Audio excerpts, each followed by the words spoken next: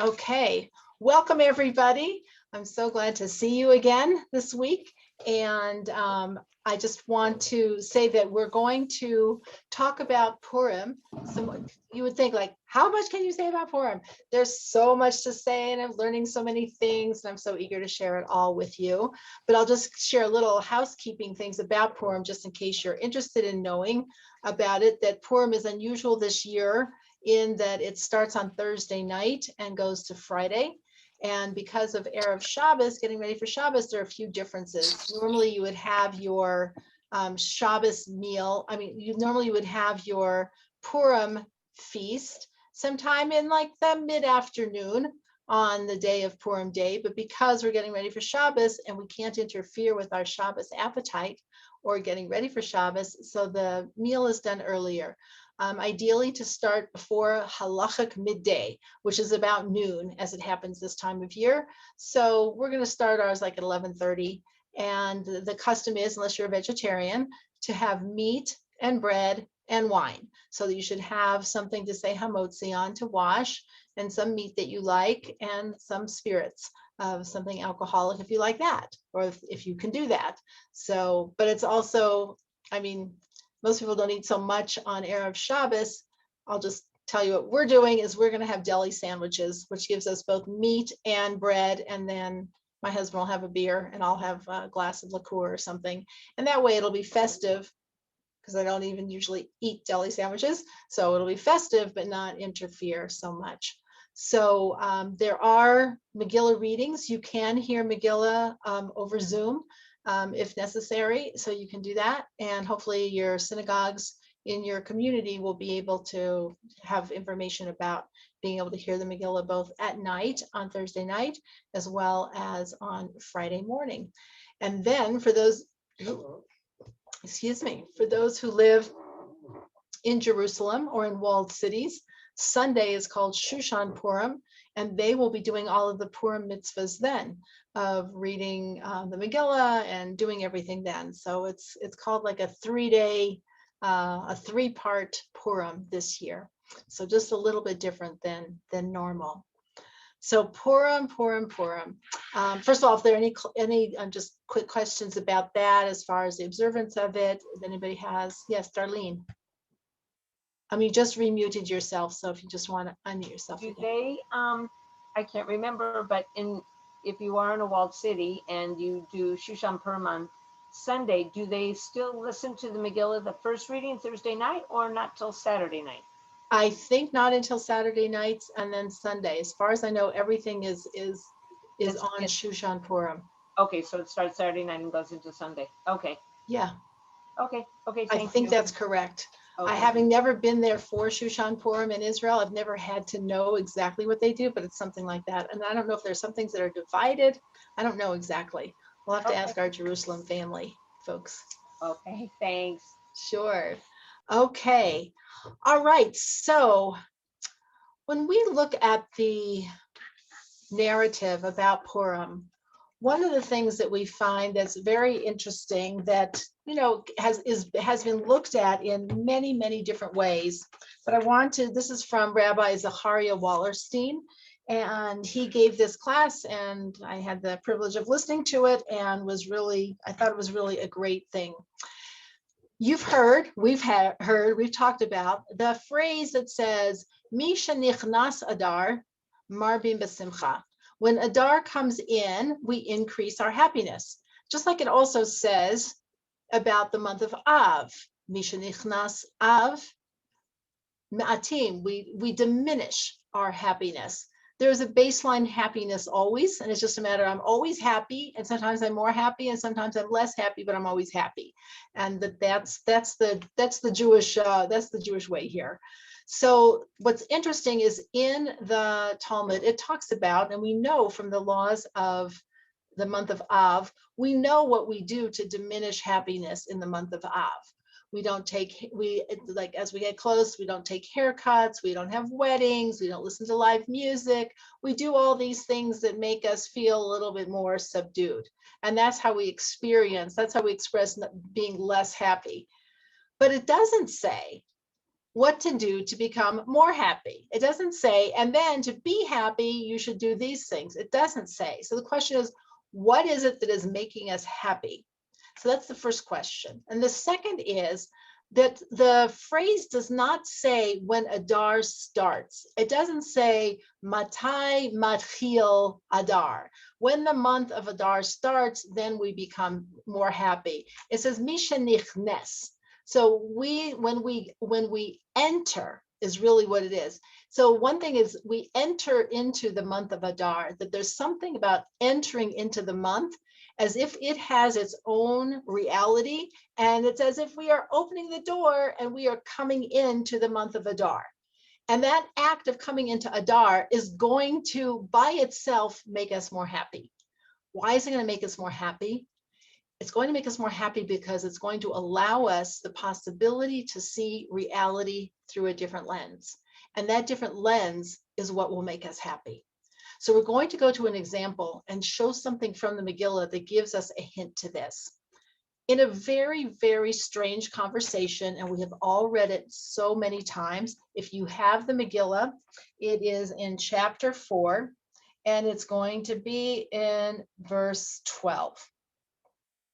When Mordechai, and if you're in this stone chumash, it's on page 1256, verse 12. It says they related Esther's words to Mordechai when she said that, like, I can't go in because anybody who goes in, unless they're summoned, they're going to be put to death, except for the person to whom the king shall extend the gold scepter so that he may leave. Now I've not been summoned to come to the king for the past 30 days. So they related Esther's words to Mordechai. Then Mordechai said to reply to Esther. Now, without looking at what he actually says, how would you really respond to Esther? Here is your niece, your cousin, whatever the relationship is. I think they're really cousins, saying, like, I could get my head cut off if I go into Achashverosh, and he hasn't called me, and I can't do it. I don't know, if it were me, I think I might say, Esther, I understand that you are scared. I understand that this is a very frightening, this is dangerous. It could be a suicide mission, but we really need your help. And you really need to do this. And I'll be praying for you. I'll be davening for you. I'll fast. I'll do all of this for you, but you really need to do it. You would expect something like that. Instead, what do we see? Instead, we hear Mordechai's answer, which is, don't imagine that you will be able to escape in the king's palace any more than the rest of the Jews. In other words, you're not getting out of this alive. So in other words, you're going to die maybe one way or the other. Either you'll die because the king will cut off your head, or you won't do anything and the king will cut off your head, because don't imagine you're going to get away with it. And it says, for if you persist in keeping silent at a time like this, and then he says the most bizarre thing, relief will come from another place. I would be like, great. Let it come from another place, and I'll go find a little hovel to go hide in the palace, and I'll wait till it's all over. Maybe nobody will really notice. But he says help will come from another place. But then it says, while you and your father's house will perish, and who knows whether it was just for such a time as this that you attained the royal position. So what we're going to do is we're going to take a look at what does Mordechai mean by this, that you and your father's house will perish. So we really need to go back into the story and learn a little bit more and remind ourselves about Esther's history, her personal history. Esther was an orphan. Okay, it describes in the Megillah, it says when she is introduced, which is in chapter 2, verse 7, on page 1253. And he had reared Hadassah, that is Esther, his uncle's daughter. Now that's where we know your uncle's daughter is called your cousin. Okay, so your uncle's daughter is called your cousin. So I don't know why people always say Uncle Mordechai. He was not the uncle. Your uncle's daughter is your cousin. Since she had neither father nor mother, the girl was finely featured and beautiful. And when her father and mother had died, Mordechai adopted her as his daughter. So we want to talk about what happened to Esther and imagine the community. So what we know from the Midrash, it says that Esther's father died when Esther's mother was pregnant with her. in her 3rd month of pregnancy, her mother died. And then, I'm sorry, her father died. Her father died. That doesn't work. Her father died. Sorry. Her father passed away while the mother was in her 3rd month of pregnancy. So you can imagine what people were saying. Oh my gosh, that's so tragic. And here she is pregnant. I mean, I know people who lost their spouses while they were pregnant, and it's especially sad. And then what happens is Esther's mother dies in childbirth. So Esther ends up not having any parents ever. And then Mordecai adopts her and takes care of her. So she is an orphan. This, you can imagine people say, like, where was God? How could God do this to this sweet little baby? How could he take the mother and the father? It's so sad. It's not fair. It's horrible. It's tragic. Yes, and yes, and yes. And now hold that thought, because now we're going to go to the other side of the coin, which is that we have Haman, who approaches King Ahasuerus with a desire to kill the Jews, to exterminate them. Our sages read this conversation on many levels, not the least of which is Haman representing the descendants of Esau, because he is a descendant of Esau, talking to not the king Ahasuerus, but to the king Hashem, saying to the king God, I want to collect my reward. Esau is saying to God, I want to collect my reward and have the ability to kill the Jewish people. That's my reward. Because people who are like descendants of Esau, that's their idea of a reward. I want to kill the Jewish people. I deserve a reward. And it's like, the reward for what? And Esau says, we're going to use the name Haman, but it's really Esau. My great-great-grandfather Esau was the master in the mitzvah of honoring parents. It says, according to the Midrash, that Esau never even served his father Isaac a cup of tea without putting on his Shabbos clothes, combing his hair, straightening his tie, and looking his best out of the honor and respect for his father. It says that he, above all the people, this is what our sages say, here's this person who's like a rotten person, but he mastered the art of honoring parents, which we're taught is the hardest mitzvah to actually perform and to do right. That he mastered that. And so he deserves a reward because he never was able to collect that reward. And there are no Jewish people who are doing it that well. And so they don't have a claim against me. I'm the only one who has a claim. And God says, well, actually, there might be somebody else who can top that. So who tops it?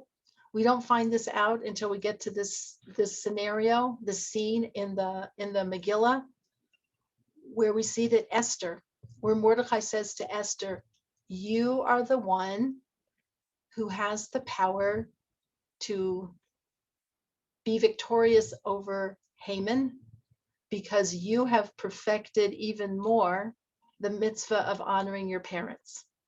It's like, well, how does that work? Well, for sure, she never did anything wrong to her parents because she didn't have any. So you can say, well, that's not exactly such righteousness. It's righteousness by default. Like, if you don't have parents, how can you offend them? But she never had them. So she never did anything wrong to her parents. She never insulted them. She never took them for granted, nothing. But above that, it says, because she wished that she would have had parents. And in the realm of Jewish law, when you desire to fulfill a mitzvah and something prevents you beyond your control from fulfilling that mitzvah, you get credit for fulfilling it, even if you couldn't do it. Who more than an orphan wishes that they had parents? Who more wishes, I wish I had my parents to be able to be respectful of and to love and to appreciate and be generous. So Rabbi Wallerstein was actually giving this talk to a group of orphan girls, girls who had lost their parents to COVID and other diseases. Of saying, so it says Purim is the holiday of orphans because it talks about Esther as an orphan and what her role is.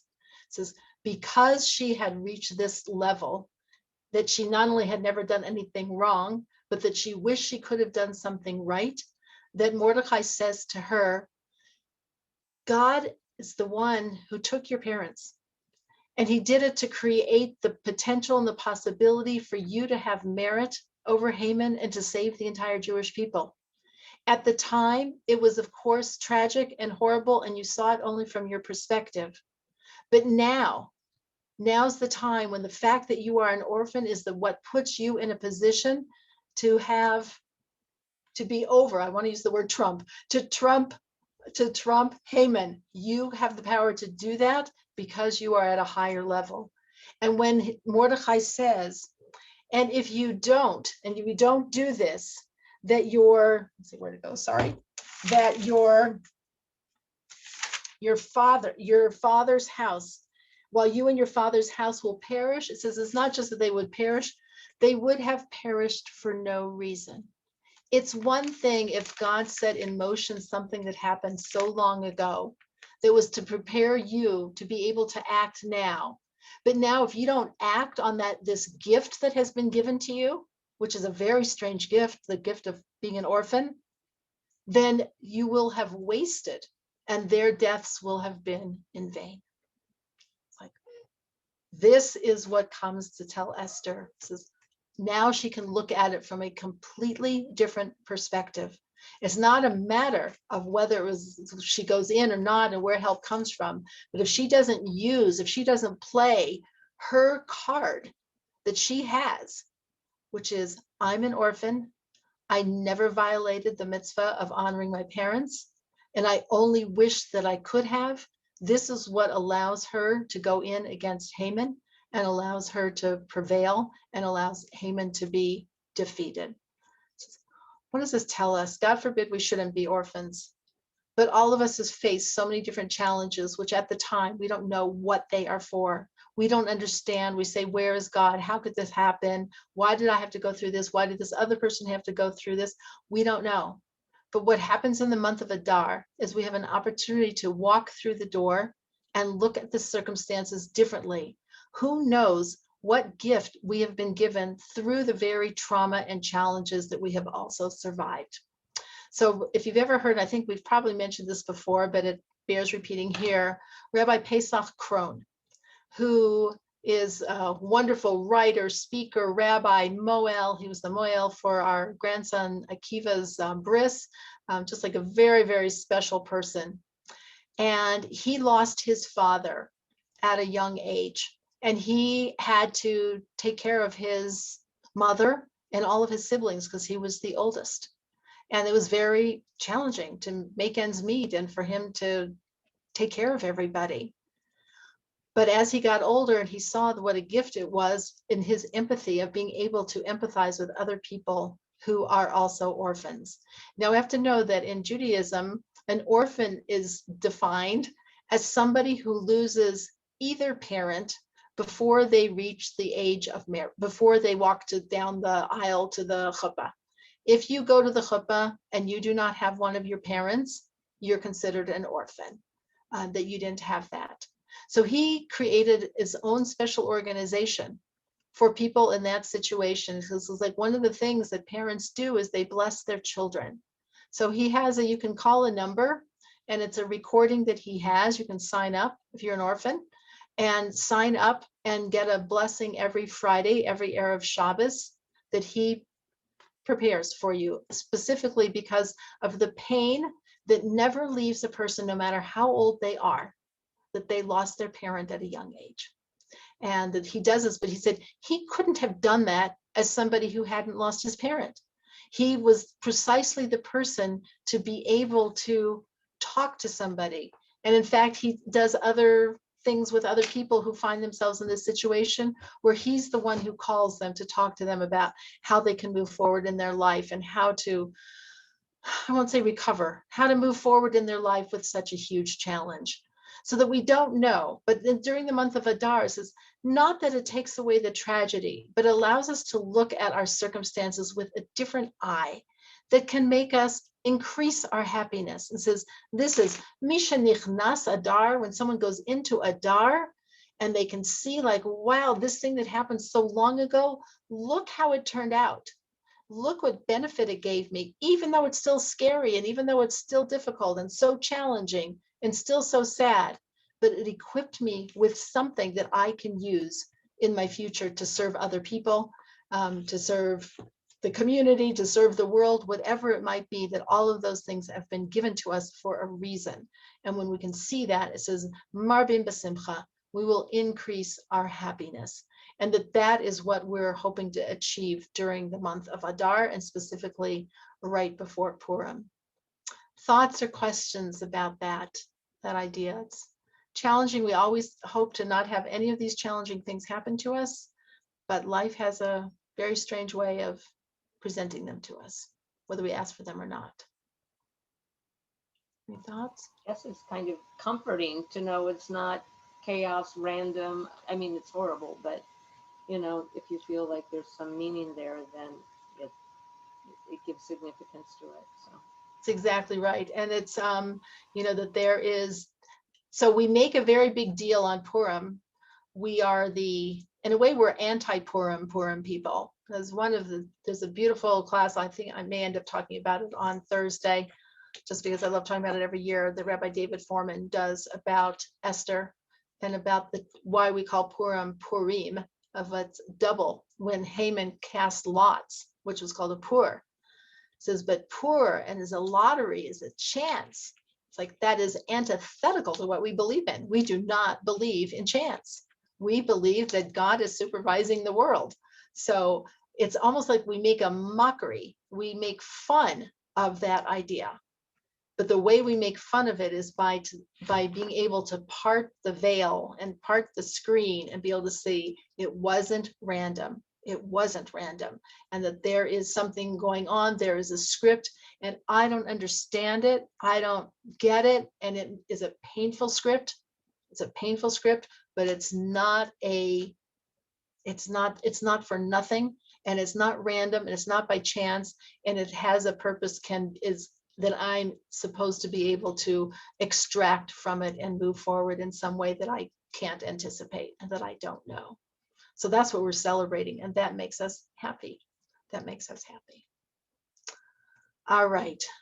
Part 2 is, oh yes, Stella, why don't you unmute, and then we Unmute. Did Esther have any children that we know about? Did they talk about the story? Oh yes, she did. She had a child with Achashverosh. She did. Yes, she did. So because she's Jewish, of course, her child is Jewish. And that child is the one who ends up giving permission to the Jewish people to go back to the land of Israel to rebuild the second temple.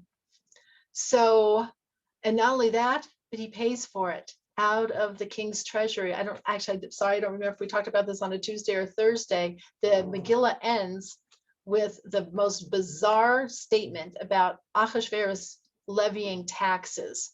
It's like, what does that have to do with anything? So he collected all these taxes from the entire realm and all the islands and everything that was the Persian Empire. And his treasury was filled with money.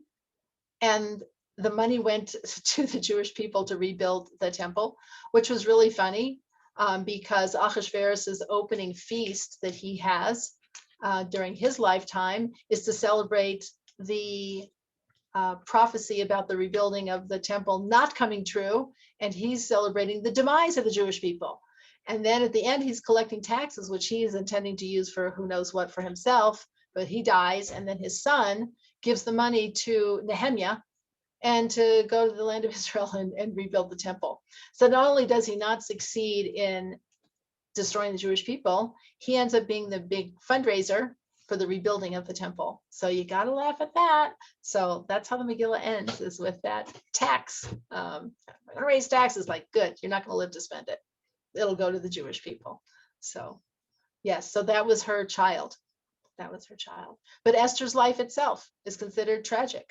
You know, the fact that she was in a harem forever, and that she had to stay with King Ahasuerus, which is not, he was an evil person. This is not the person who you want your daughter or anybody you know to be married to.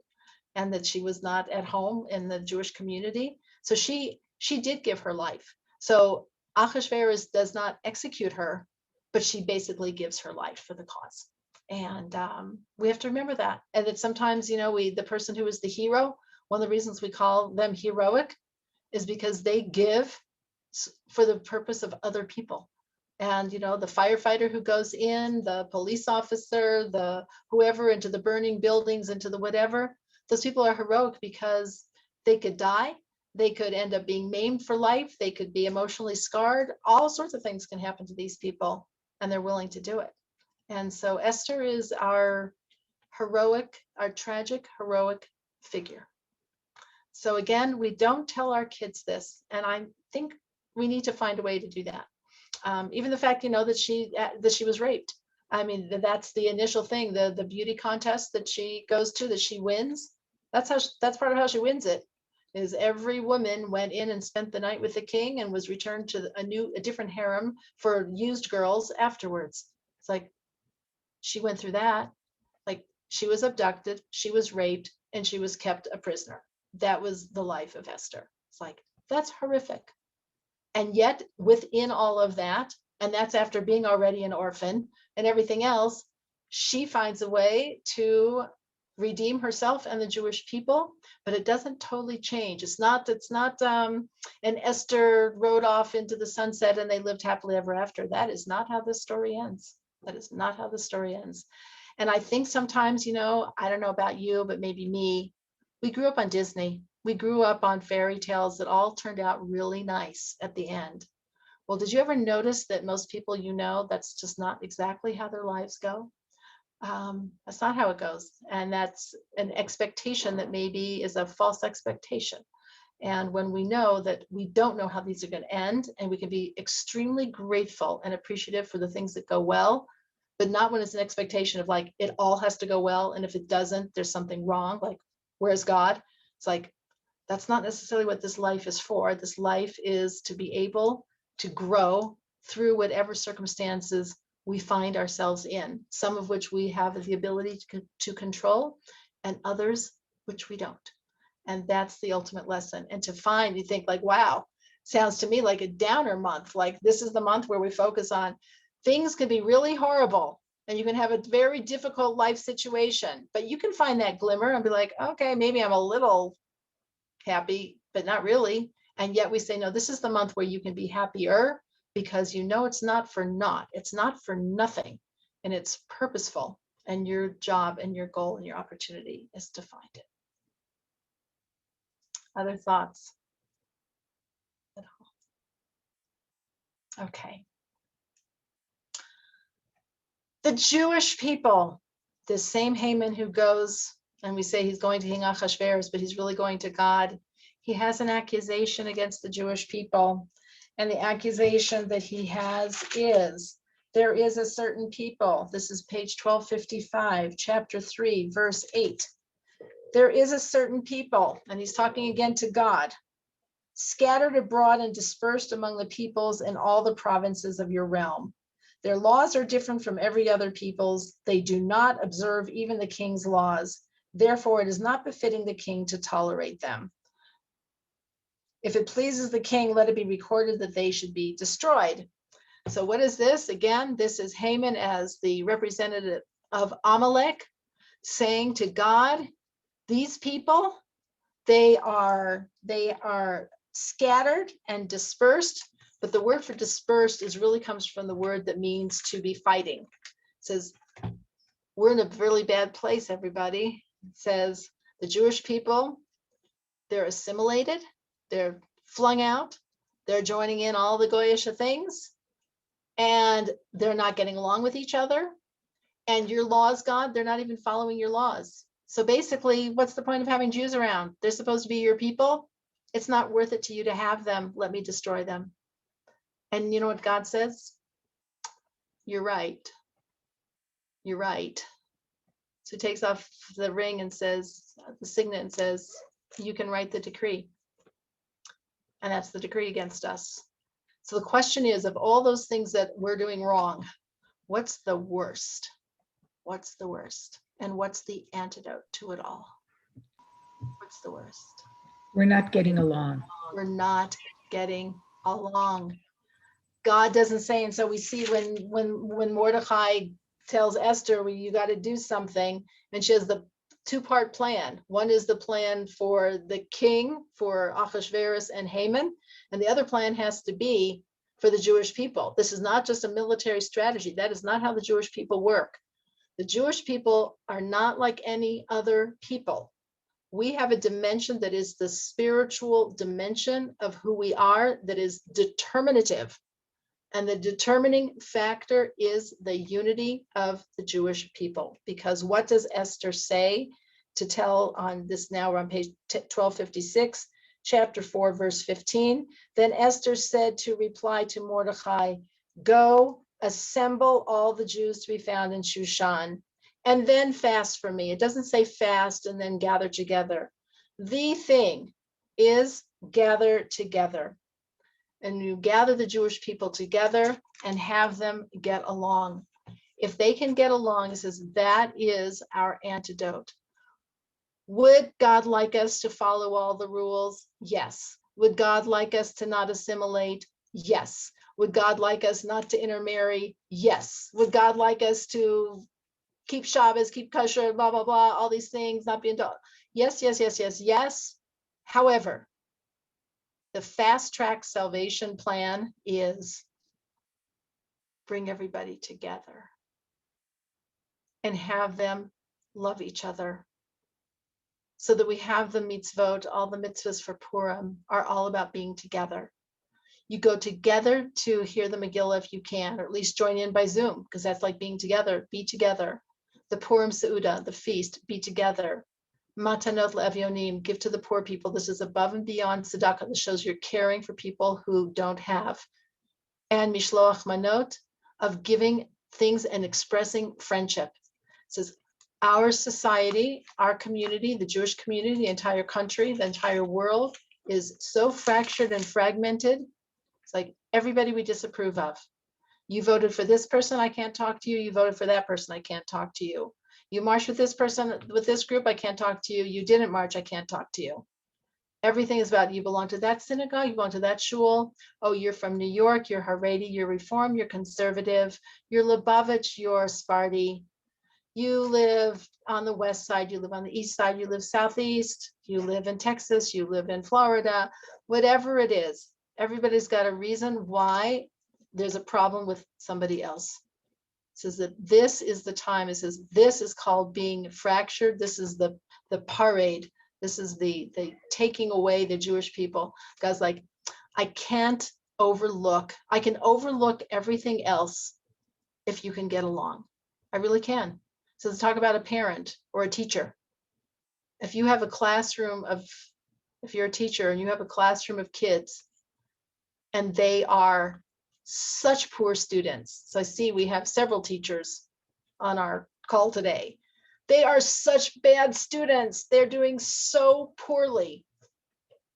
But if they help each other and they're nice to each other and they get along together, you'd be like, I have the best class ever. Okay, so we'll work on remediating their skills. We'll work on their performance. We'll take care of that. And on the opposite, you can have a group of kids who are gifted and talented and they're smart as a whip. And if they are biting each other and being exclusive and exclusionary and gossiping and whatever, it's like, I have the worst class ever. And the same thing goes for parents with the kids. If your kids are all getting along, like, okay, so this one is like failing whatever, this one's doing that. It's like, I love you all. We can all sit at the Shabbos table together if you're all getting along. And if not, you can have the fanciest meal. It could be the most kosher, whatever, and it's hell. That's what families have. So God is saying, just get along. And it's not like, just get along. It's like, if you can get along and bring yourselves together, I can take care of everything else. Everything else will be taken care of. And so that's Esther's strategy, is to bring the people together.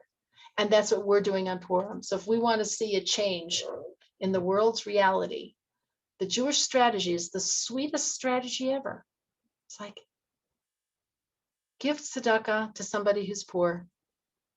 Give a hamantashen and a piece of chocolate to somebody, to two people. Do something that's an expression of friendship and show, because we have to say to Haman, you're wrong. We do love each other. That was just a squabble.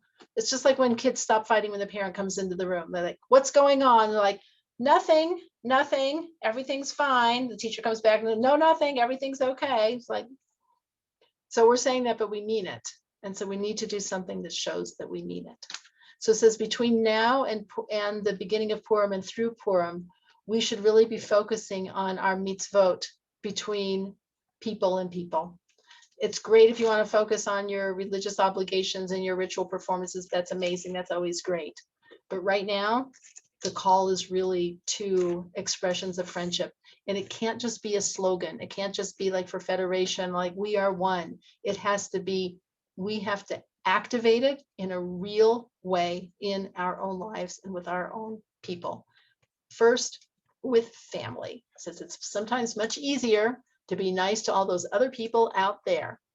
But if you have sisters who aren't speaking to each other, brothers who won't give each other to the time of day, people who are fighting after parents have deceased and they're fighting over inheritance, or you have all of these things, it's like, it's great if you're getting along with your neighbor down the street, but if you can't get along with the own people in your own family, it's really not so much worth it. So start at home. So start at home, make peace, act peacefully. If you can't make peace, act peacefully during these days. It says, and then we can say to Hashem, because this edict of Haman's edict was actually never overturned. It was never overturned. It's still on the books. Reminds me of Spain. They had their law of expulsion on the books for 500 years. And on the 500th anniversary, they annulled it finally. But it was on the books for 500 years. As Haman's decree, it's still on the books of destroying the Jewish people, and our antidote for it every year is always the same. So we have a lot of work to do, but again, this is fun work. You don't have to, you don't have to train in a military group. You don't have to go climb a mountain. You don't have to do anything. Just send a package to somebody with love and concern. It's like, that's our antidote to Haman.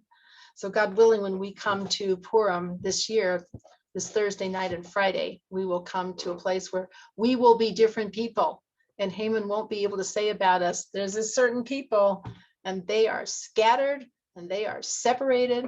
They're speaking Lashon Hara about each other. I was at something recently. I could feel the people speaking Lashon Hara. I couldn't exactly hear what they were saying, but I caught a few words. I was like, this is very disastrous. Our antidote to the edict is, yes, Valerie, what you just said, your chat just disappeared. Our antidote is to, that's right, love each other and be kind. That's our antidote to Haman, because the edict was, you are separated. And the separated is, on one hand, the assimilation, which is a huge problem, but we have a shortcut to salvation, shortcut to redemption, shortcut to being saved is to love each other and to be kind, but not just have it be in words. It has to be activated in deed. It has to be, we do something, and we don't have to, you don't have to spend a fortune. This isn't like, oh, well, this is only for the philanthropists. This is only for like the big money people. It's like, if you can afford a little bag of chips and a whatever, you qualify. And just to give to somebody and to create that web of connection is what we're looking to do. That's what we're looking to do. Thoughts or questions about this, about what we're trying to achieve here, how to achieve it? Yes, Darlene. Sorry. It's interesting. I was looking, I'm not so proficient in Hebrew, but in that section on 1255, number 8, when Haman says to King Ahasuerus, in the Hebrew it says, in English it says there's a certain people. In Hebrew it said echad, like Yes. one. And it's interesting, like we have the potential to be one. Exactly. Thank you for saying that. That's exactly right. I forgot to say that. So it says, it's kind of like a taunt to God. Yeshno am echad. You have this people who is unique and distinctive and one. But guess what? They're not doing it. Well, And if the whole point is that the Jewish people are to manifest the oneness of God's reality, that's why this is so important. We are to manifest the oneness of God. That is the one thing that we can say about God is one. The Jewish people are a manifestation of God's reality. We are actually giving God a bad name, not only because we're squabbling, but we are presenting a false definition of who God is. Everyone thinks the Jewish people are one people anyway. Did you notice that? If there's anti-Semitism, it's against everybody. They don't say, oh, well, we only don't like the Jews who live in this one place. No, they mean everybody. They mean everybody. And we get like, how can they say that about us? We haven't done anything. It's like, because we are echad. We are one unified, singular nation. We are one organism, and we are meant to manifest God's oneness. And so when we are doing this with each other, it's like we're giving God a bad name. We are denying the reality of God. And so it is a taunt. Ellen, what is the word for, you said, again, with the English translation, it says they're scattered and dispersed. You mentioned that it said they're not getting along. Yes. I So the don't, word comes from umiforad. Miforad, rifidim, means like, it sounds kind of like the word separate, PRD, spread out, that they are not getting along. Rifidim is a place of oh, where right, you there's, mentioned that. They traveled through Rifat. yes, they went through Rifidim, and that was right. Let's take a look at that. So there's like a reference to it. There's a reference to it at the end of parsha Bishalach, when the Jewish people are, before they had to battle against, in fact, it's specifically there. So in the Chumash, it's on page 391, and this is parsha Bishalach, and it's Exodus chapter 17, verse 8. And it says specifically, Amalek came and battled Israel in Rephidim. So as soon as you see, that's the same root, is Miforad, Rephidim. It's the Resh Pei Dalet. When you see Rephidim, when you see that kind of separateness of the Jewish people and fighting, that's the break that allows Amalek to get in and to fight us. Thank you. That is so Thank cool. you. Thank you. So if we enter into that place, and then consequently, it's the same thing like having a security. It's like in a place, if you have a palace that has a security system that's strong, all sorts of bizarre things can be going on inside the palace, but the security system keeps them not vulnerable to attack. So that's what the Jewish people, our security system for the Jewish people has to do with us becoming be'achad, of the achdut and the unity. And the unity has to be through friendship and through creating and being able to maintain relationships with people that we disagree with, who we don't like, and who we think aren't part of the group. So then this is when Rabbi Wallerstein was talking about this, when he was talking to these girls. He said that means, like, when you're in school, or you belong to a shul, or you belong to whatever. I mean, now we're not seeing anybody or anything, but when we exclude somebody and don't include them, or, I'll say this about girls because I think girls do it more. Don't invite, a certain girl to the party, invite everybody but a certain person. And people are rejected and relegated to not being included. We're talking about that too. So the way we make somebody feel important and valued and welcomed and part of us, that's it as well, which is basically what Mishloach Manot is meant to say, is I see you, I like you, and you are part of my life. So again, it's talking about girls, because he deals with girls who have all sorts of really, really serious problems, things that they've brought on, I won't say brought on themselves, but things that are more in their control. But it says almost all the time with the girls, it has to do with relationships that they're not accepted. They're not accepted at school for one reason or another, either the way they look, or their families, or their whatever. Girls have a way of being extremely cruel. And I have to say, I remember even growing up, the pain. I was picked last for every team sport there was. It's so, and I'm like, oh, It's so humiliating. And the truth is they were right. I didn't know how to play any of them. But just as an aside, one doesn't ever get better by not ever getting up to bat, just for the record. But yeah, being put out like as far away as you can put me from the ball, that's where I was put. And they would pick everybody, and then be like, Ellyn. Okay, it was be something like that nobody wanted you. It was just so horrible. So that goes on all the time. It goes on sitting at a cafeteria lunch. It goes on in our communities, and especially I have to say when people post things on Facebook, again, now not so much because people aren't getting together, but when people post pictures of parties that they've had, that's very nice, but then everybody can see who was invited and who wasn't, and it causes a lot of pain. Because, well, I can't invite the world. It's like, that's true. That's true. However, it's causing a lot of pain. It's causing a lot of pain.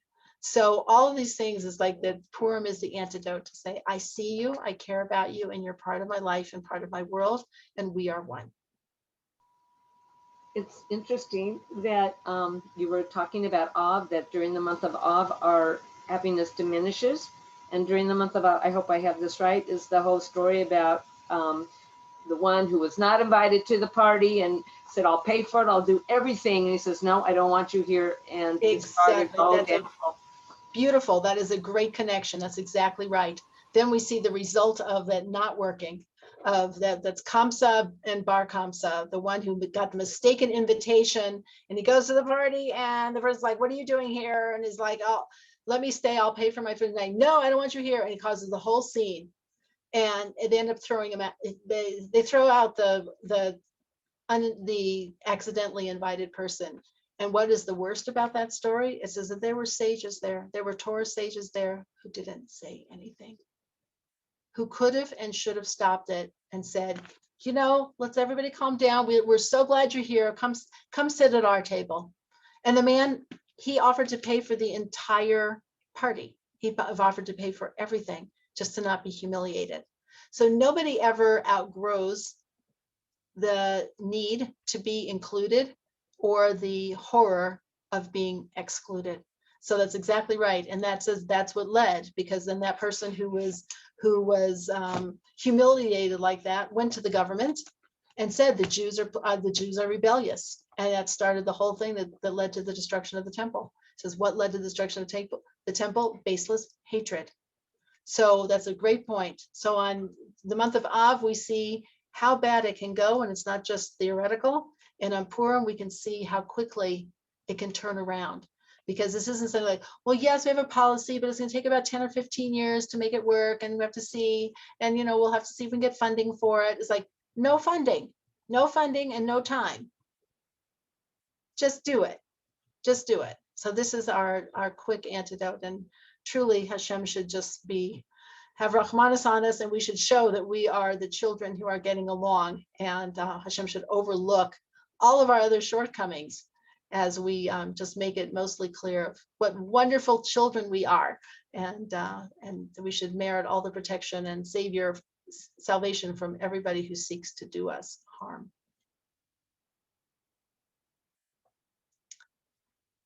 Yes. Anything else? Any other questions about Purim, its observance, or what you're going to wear as your costume, or anything like that? We know we're wearing masks. It's just a matter of how many masks. Mask on our eyes, mask on our face. I'm sorry, Marcia, I didn't quite hear you. Oh, I didn't say anything yet, but that's okay. Happy Purim to everyone.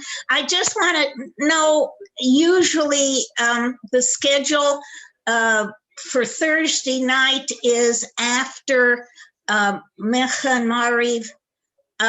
Everybody goes home to eat and then come back for the Megillah, or they start the Megillah right away? They start the Megillah right away. In fact, there is the provision usually, unless one has to, and one does not eat until after the Megillah reading. Really? So it's a long fast. Well, the truth is they do Mincha and Mariv pretty quickly, and the Megillah reading itself is pretty quick.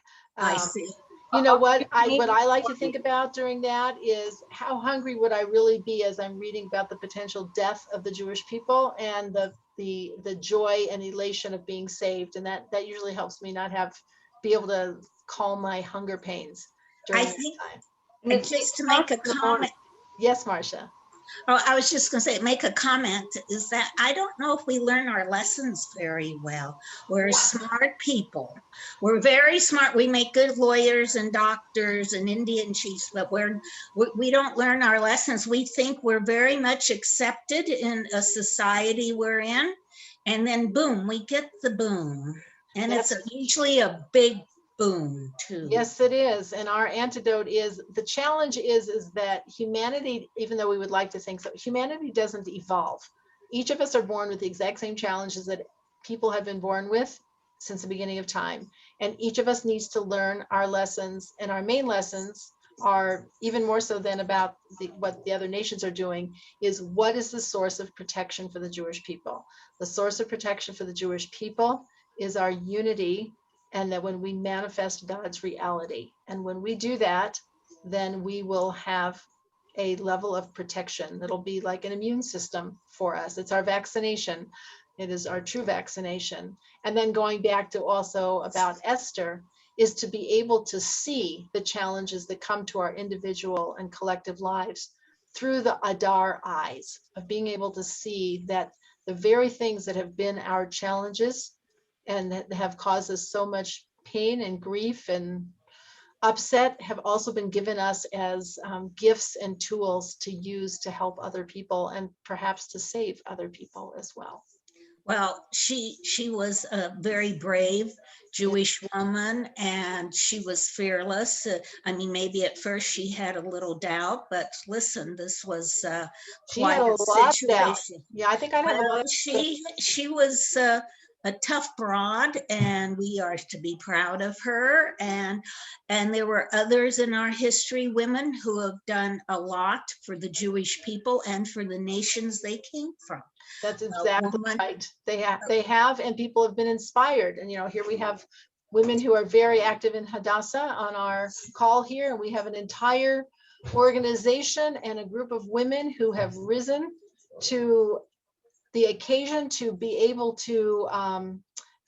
to provide health and medical care in such dire circumstances, and have suffered so much, and yet are a beacon of light and salvation to all of humanity. So Esther truly lives on. And, you know, you could say, well, it just happened that they were meeting during, you know, the week of Shabbat Zachor. Is like, no, that happened. Yes, Della. Yeah, actually, so I'll do it. So this, for Hadassah, we every year sponsor Hadassah Zachor. I think it may have been last weekend, but we've done a couple of the synagogues in Denver are honoring Hadassah women, because Hadassah Esther and the organization was named after that. And we always try to remember it at Hadassah Zachor, because we never want to forget. Absolutely. And not only that, but I would venture to say that Esther's energy, spiritual energy, is what fuels, and that we can ride her, I won't say her coattails, her whatever, we can ride her cape, we can ride her crown, because when we attach ourselves to that, we don't have to come up with it all by ourselves. We are part of a legacy. Talk about having a legacy society.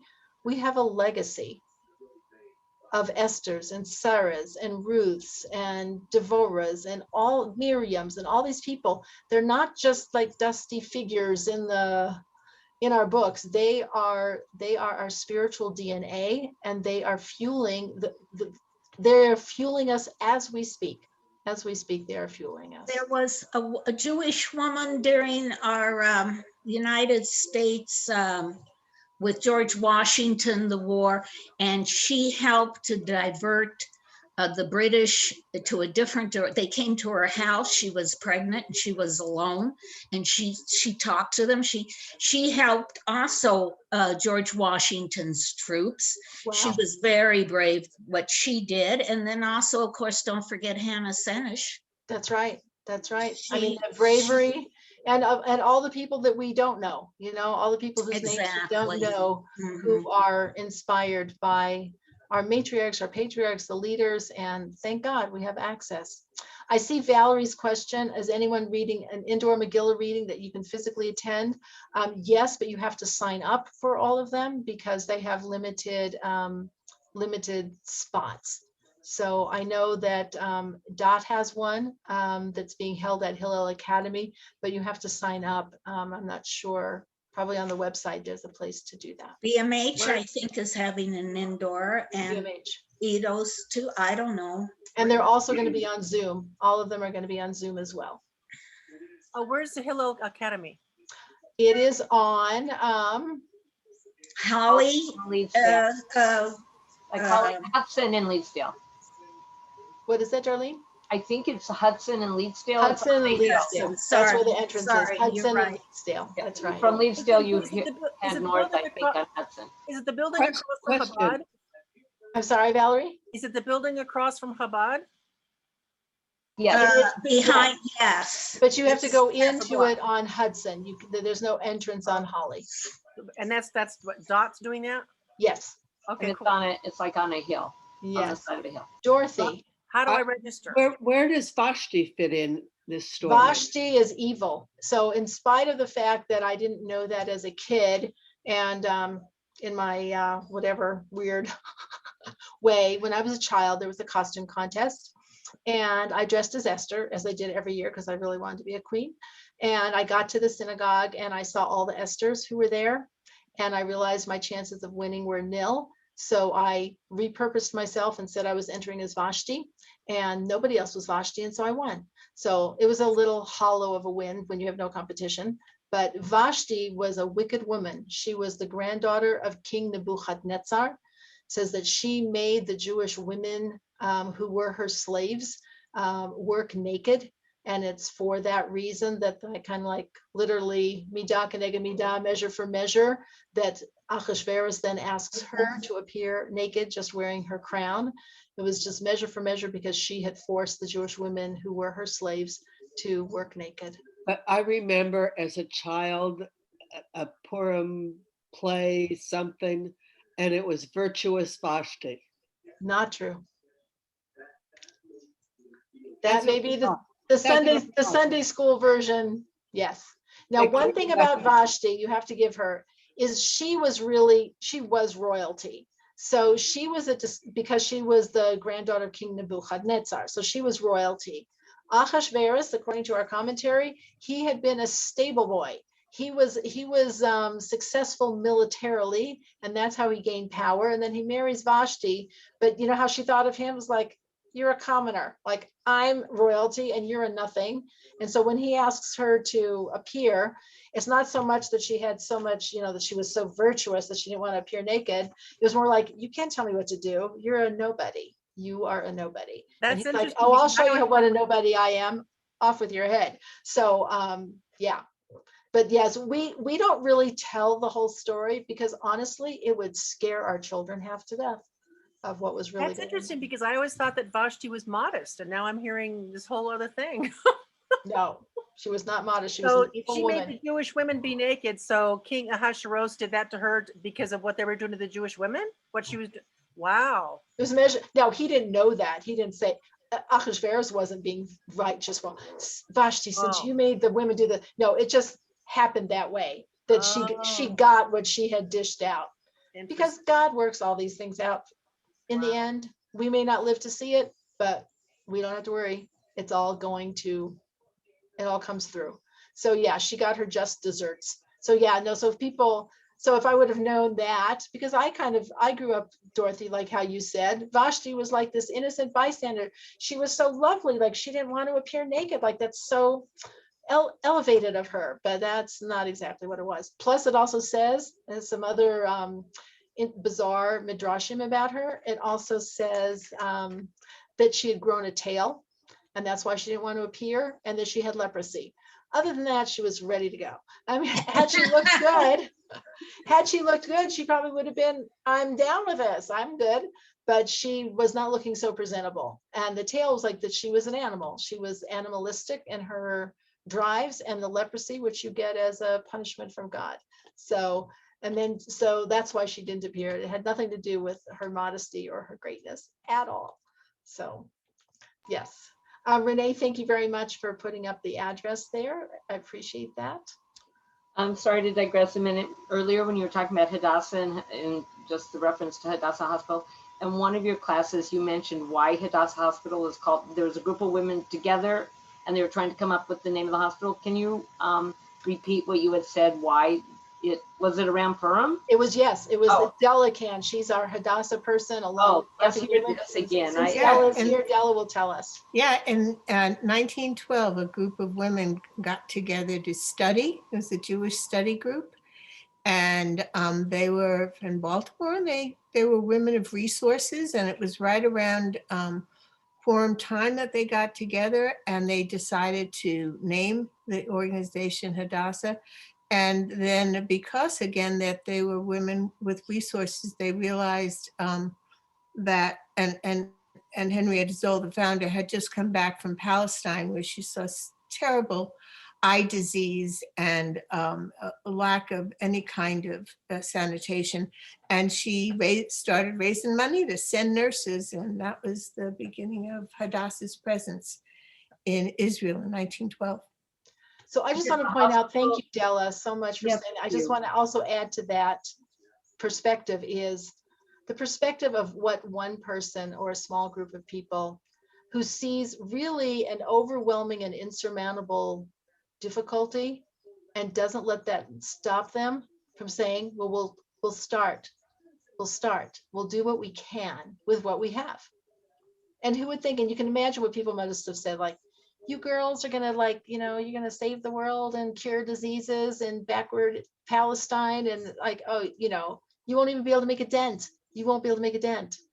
Right. So, and even the story, and Henrietta Zoll, and you think back 1912, this is before women had the vote even, but she had the gumption, maybe she was from a connected family, that she went to some of the more wealthy community people, again, to raise money for this cause that she felt so passionate about. very good. That's so beautiful. Wonderful. And she acted, and she didn't let it think like, will it work? Have I ever done this before? So we talked about last week, that the concept of a malka, of a queen, is being in the present and not being thwarted by, well, I've never done this before. What do I know about this? I can't do it. How will it happen? Or like, it's too big, I won't be able to keep it up, and like, it's not worth it. So just to say, what can I do right now with what I have, and get started. And then you just move forward. And that's such an inspiration. So I think it's totally best shared that this all happened, that it was Purim time when this all happened, fueled by Esther's energy. Excuse me, what is Esther, what does it mean? Esther means hidden. Hidden. And what does Hadassah mean? Myrtle. It's Myrtle, what we use. It's what plant. we use. It's a plant. That Mhm. smells delicious. It's what we use for Sukkot in the Lulav etrog. Okay. But That's Esther Myrtle. means specifically hidden, which is the Hidden. other piece. So Marcia, thank you for saying that, because that's when we talk about going into the month of Adar. It's when God's hand is hidden. It's not just God's hand is hidden. The whole thing is hidden from us. Like, I don't get it. What does this mean? Esther, how did she understand being an orphan? What did she think like that God was doing? How did she understand being abducted? How did she understand being raped? How did she understand being a prisoner? How do you understand any of that? So All you can say is it's hidden. It is hidden from me. I can't see it, but that doesn't mean that God's presence isn't there, and that she's able to act even in that place of tremendous hiding, and to still bring light, which is amazing. Well, all right, ladies, thank you so much for joining me. And yes, join Hadassah. There's www.hadassah.org. You can join, you can become a life member. You can be an annual member. You can go to Hadassah things. You go to Hadassah conferences. You go to Hadassah Hospital. You can be involved in all the wonderful work and relationships that Hadassah brings. Thank you. Ellen's mother was a great supporter of Hadassah. My mother was a great supporter of Hadassah. Yes, she was a big supporter.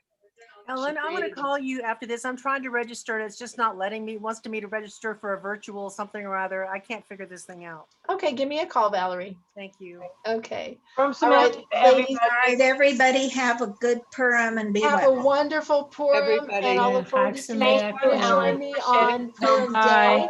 Chag I'm sorry, Sameach. on Thursday, the fast of Esther for my parsha class. You are welcome to join me for that as well.